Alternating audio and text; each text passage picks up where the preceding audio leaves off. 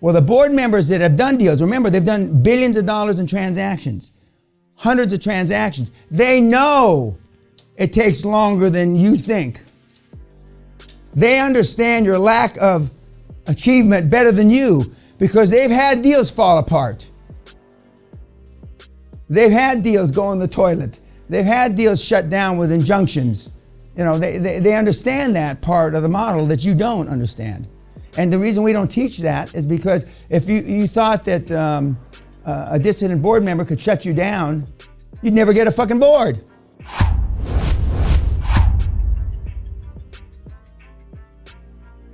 But one of the reasons is, even with the secret sauce and the tips that I give you off YouTube, you still know this number is there. Fuck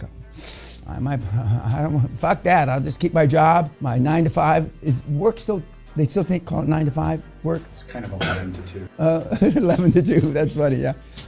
What else about Steve? Yes, sir, in the back. So again, it was the combination of the videos. So we start with the lion, and we go. Thank you. Thank you. It did not get unnoticed. Thank you, God. Okay, go ahead. So Steve was a master manipulator, realizing that it's other people's self-esteem that are his barrier, and so you cannot let their weakness stand in the way of your vision. So when they flash back to them, Steve and Scully sitting in the restaurant, and he said, "This will be the biggest thing ever. You can't let some pissant programmer who says, I can't fix the friggin' voice, whatever, stop that. Or being late, or any one of those things, because it's a minor detail in that grand scheme. You're not gonna change the world like that and have an attitude where that one incident goes unnoticed. It's not about the one incident. It's that if you let that slide, you run the danger of letting it continue to slide, and then continue to slide a little bit more. And 5 years later, you're friggin' Woz, who lets the Apple II bury Apple." Now you're going to see tomorrow. One of my mentees is now the mentor of Woz. But we'll talk about that tomorrow. And getting back to, you can't allow one person or a group of individuals stop you, and they're not going to understand what you're doing. The people that really care about you will wish you good until you, God forbid, go 9 months without doing a deal, and you've run out of your savings or whatever you call it. And then back to the Chinese water. It's the 5,000th person that tells you, what the fuck are you doing? Go back to work. What else about Steve? Yes, sir.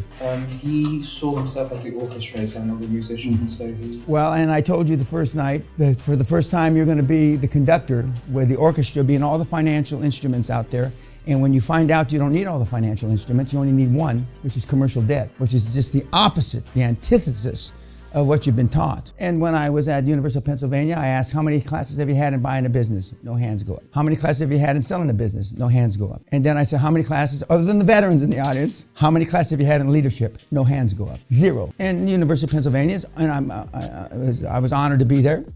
It's arguably one of the best schools on the planet. And 2, actually 3 of the most critical things, so you don't fall and be one of these statistics, they don't teach. And it's not just Penn. I mean, none of the schools teach them. I mean, there's maybe 3 or 4 schools that Middlebury College teaches classes in leadership. It's not a military school. Of course, the academies, military academies teach it. Yeah. Perfect. Yeah, okay. Anything else about, yes, sir. So he was against conventional wisdom, right? So he says, whoever said the customer is always right was a customer. And his vision... Oh, I couldn't agree with more with that. His visions of technology were far ahead of anybody's idea of need. He invented needs. It was like Federal Express, right? He invented it, and then the iPod, nobody thought about that. You know, all of these products. So he just said, I don't care what other people think. I'm going to figure out what it is that needs to be invented, and they're going to need. So he was ahead of it. Yeah, and when you get out there and it's lonely out there, believe me, and all the cliches, eagles fly above and all that bullshit, but those are just words. When you're trying to be the only fucking eagle and your wings are getting tired, you know, meow, your nose dive right into the ground. I mean, it's unbelievable. But I mean, I couldn't agree with more. It's like when Henry Ford was chastised for only making black cars, Henry Ford the first. And he was talking about, they didn't call it a focus group. but what the customers need. He says, if I listen to the customers, I'd still be making horses and buggies. And so Henry Ford created the need, and Steve Jobs and some of the other icons. Whether we really need McDonald's hamburgers or not is another question. I don't know. I personally like, food that's not necessarily good for me. In 2 dinners so far, I've gained 1 kilo. I've gained 2.2 pounds since the morning. But you arrived here, and I weighed myself this morning. I've gained 1 kilo. It's that gluten-free stuff. Yeah. Well, but I don't believe in the gluten-free shit. I've had all those tests, in the gesture. That's all horse shit. And for those of you that think different, what are you smoking? Anyway, I could give a whole course on that too. But I'm hammering back the point that when you get out there, nobody cares except you. Then your chairman's going to care if you pick him right or her right. Then it's a series of successes. By the time you finish with a dream team, you have more self-confidence because people, as our Vietnamese gangbanger alluded to, I'm talking to people and going places I never thought these guys would talk to me, and I'm going to places that I never thought that I would go to. And that's why I tell people, join clubs you can't afford, go to restaurants you can't afford. Now, a few years ago, we had a contest called Smell the Leather. And meaning go to a Rolls theater or a Lamborghini theater or whatever and take a picture and then send it to our website, and you had an opportunity to win a free castle seminar. At that time, our list was maybe 50, 60,000 people. How many people out of 50, 60,000 do you think entered the contest? 5. 0. Less than 100. 8. Whoa. 8. And I'd say probably at least half of them did it as a lark, not because when you enter these things, you never think you're going to win anything. And then, but we actually picked some cretin idiot from fucking Eastern Bloc country that his family should have died in the fucking war. But because you're pretending. Now you're past pretending because you're here. You're here. Anything else? Okay, you saw, yes sir. Yeah, so I thought about his impact, and the truth is, in the public eye, no one hates Steve Jobs except for the people that work for him, and it was the fulfillment of his vision. Just like Ray and McDonald's, right? People revere him because they impacted more people than anyone ever. Like when I saw that 1.3 billion donations in charities, that's something a homeless person. Well, the truth of the matter is that. Nobody's gonna like you either. And if you have deluded yourself into thinking that this is gonna, some of the guys will get laid more because they're more assertive. But other than getting your willy wet, nobody's gonna like you anymore until you make them money. And then when you make them money, it goes from they notice you to they love you.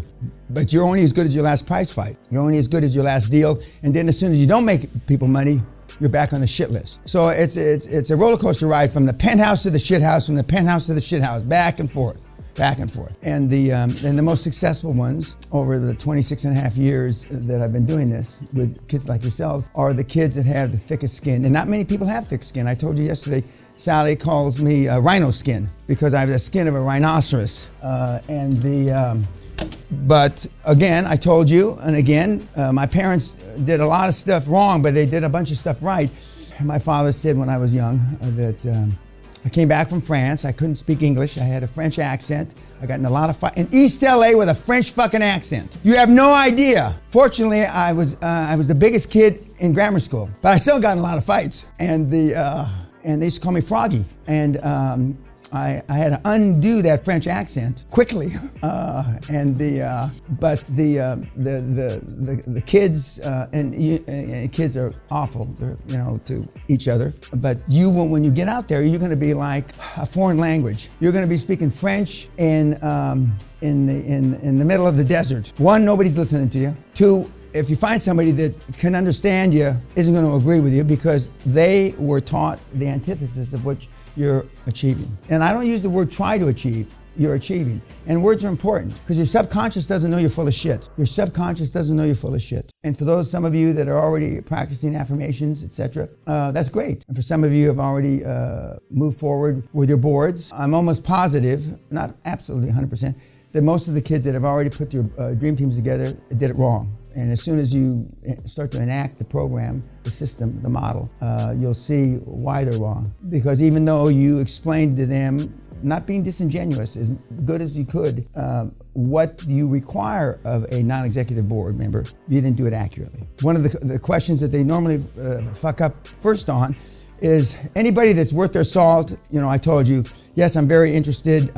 If I can add value, subject to conflicts. That should be the answer. And then the next question later on is, what's my time commitment? And almost all of you probably didn't answer that correctly. What's their time commitment? Because professional board members that are on 4, 5, 8 boards have to divide their time up. They have to allocate their time, and they don't want to overcommit themselves, so they ask what the time commitment is. And the truth of the matter is, the only people that really have, the time commitment is a movable feast. It starts with very little, and then when you're doing 25 deals like Marcus Bauer, it's a bunch. And because board members leave you for 2 reasons, both linked to leadership. 1, you ask them to do a lot more than they thought they were supposed to do. And 2, you didn't ask them to do anything. In other words, they just languish and they die on the vine. And one of the things that you get in your templates is an update letter that you should send every 2 to 6 weeks to your board. Now, you don't like to send an update. It's like a little 3, 4 paragraph update. This is what we did, blah, blah, blah, because you will feel that you didn't do enough, and so you're embarrassed to tell the board member you haven't done shit. Well, the board members that have done deals, remember, they've done billions of dollars in transactions, hundreds of transactions. They know it takes longer than you think.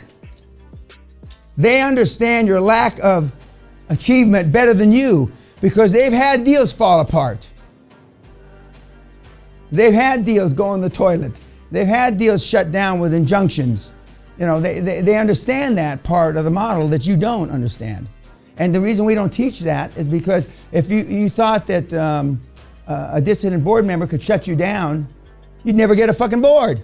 So we don't spend any time on that. But now that every time I mention it, I'm sure some of you are already thinking, "Oh, Jesus Christ, I didn't know. What do you mean the board can shut us down?" Yes, they go to a judge and convince some judge that what you're doing is wrong, and they get injunctive relief, which is not important. You understand what that means? Or worse yet, they say that you're tortiously interfering with some business, tortious interference with a contract. There's 1,000 ways you can be shut down the day before you fund your fucking deal. At the closing, while you're signing the fucking papers, you can be shut down. All the hours, the weeks, and the months of work down the fucking toilet like you took a shit. At the close, Smiley. But we don't spend time on that. Looking at I wish we ought to have a camera up here, guys, to look at these fucking, they look like sheep in the fucking headlights. Doc, right at the close. You'll pull me over, Mr. Pena. Yeah, I'll pull you over, yeah. Okay, what else about Steve? Okay, the other thing you saw was the lion, and there was one other thing, right? Dan, one of my stars, who every time I see his red suit up there, I chuckle. When he came to see me in 2003, he didn't have the money to fly from Vancouver to come down to Los Angeles. Whether he was wearing his uncle's suit or not, he contends it wasn't his uncle's suit. It kind of looked like his uncle's suit. Anything else about what you saw last night? Yes, sir. There was a scene in which Woz says to Steve that you're not an engineer, you're not a coder, yet everyone says that you're a genius. Why is that? Almost like mocking him or something like that. But it was pretty evident that even though he was not an engineer or a coder, he was the leader of the organization. Stop. The operative word there is leader. I tell people, and for those of the people, there's a few still alive that knew me 35 years ago, even though I'm called an oil guy, I didn't know anything about oil. I thought oil and gas came up 2 separate holes, which they don't. They come up one, and there's a separator on the top, okay? But I thought 2 separate, I knew nothing. And the more I told people that, the less they believed me, basically. They thought, because I wasn't a geologist, a geophysicist, a petroleum engineer, none of those things that normally you are when you become the head of a large oil company. We were in oil company, we were a natural resource company. We were in coal and construction pipeline, but it's the leadership. It's the leadership. Now, you like to think that since Genghis Khan and Alexander the Great, the great generals of the world all study that warfare. Well, a lot of them do, but a lot of them don't either. And the fact is that, but they lead from the front. Jobs led from the front. Bill Gates led from the front. Elon Musk leads from the front. Warren Buffett leads from the front. And I can go down down the line from the front. And even though those people I just mentioned, those 5 or 6 people, some of their leadership skills are better than others, but they're all introverts, just like most of the people on the planet. And it's remarkable what the kids can get done when they just act with enthusiasm, which is a Greek word derivative from God from within, and just push forward. And don't listen to the naysayers. Don't listen to the people that tell you it can't be done. We're going to hear later on in the week a guy that did a $4 billion deal, and everybody told him to quit. Everybody, except me. I was the only person that didn't tell him to quit. 2.5 years, this close to starvation. Of course, now, he's happy as Larry. 6 weeks before the deal happened, he looked like death is too good. He looked not as good as death. Anything else about, yes, sir? So a running theme through all 3 videos is about who you are. And in the first one, which was the lion speech, it was every once in a while the lion has to remind everybody else who he is. In the second one with Dan Locke, it was like every once in a while you have to remind yourself Correct. who you are. But in the third one, and I think this was a little bit of Hollywood, it was everybody else was reminding Steve about who he was and should be, right? About his daughter, about his role as a CEO. So there's all sorts of feedback that he was receiving about who he was. So yesterday's theme was about who you are, right across the. Well, I mean, before I forget, remember when they, because there's 2 different Steve Jobs movies. There's a third one coming out supposedly, which makes the other 2 look like nursery rhymes, the real Jobs. And these movies about the real always take 10, 20, 30 years after they're dead. It's like Ted Kennedy, the movie Chappaquiddick, it just was out about a year and a half ago, which was close to being the truth. Not exactly the truth, but it's a better rendition than before, that he left the kid to drown, the gal drowned in Chappaquiddick River, or whatever, creek or whatever it was. But Steve, going public to him was no big deal. It's just another work day. And one would think, he got more rich when it went public because he had, I believe he was still the largest shareholder. But if you don't believe in you, nobody else is going to believe in you. I've had 2 wives, and if they were both standing here, including my ex-wife, they used to worship the ground I walked on, and they would both say, our love for Dan is transitory compared to the love of himself. Nobody loves Dan Pena more than Dan. And I've done some rat shit things in my life, but I still love myself. I made some huge mistakes. But if you don't love yourself, most people don't like what they look like in the mirror. There was an article about 25 years ago in the LA Times about turning 50. And it's one of the slides you're gonna get. And I thought it was insulting, so I called up the girl that wrote it, who was 26 years old, by the way, the girl that wrote the article. And basically at 50, your body falls to shit. It does, okay? And I asked her what she was basing this on. And she had talked to some people 50, 55, and you lose muscle mass, your hair thins out, your skin isn't the same, it doesn't have the same texture, elasticity, yada, yada, all kind of shit. Your sex drive goes down, a bunch of stuff happens.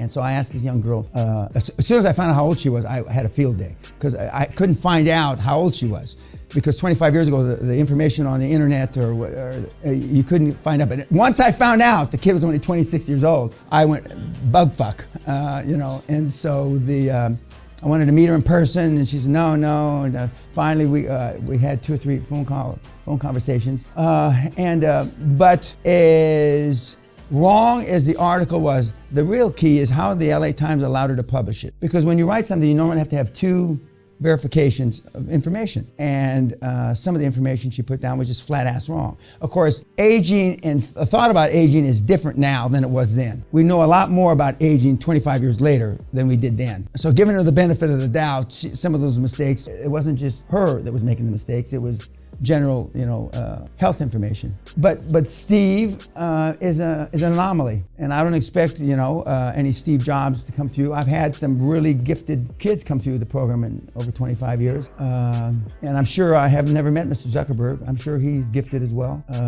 But these guys, success leaves clues, and if you would just copy the QLA model, copying their either lack of morals or morals, depending on how you want to look at it, the QLA is going to be easy peasy.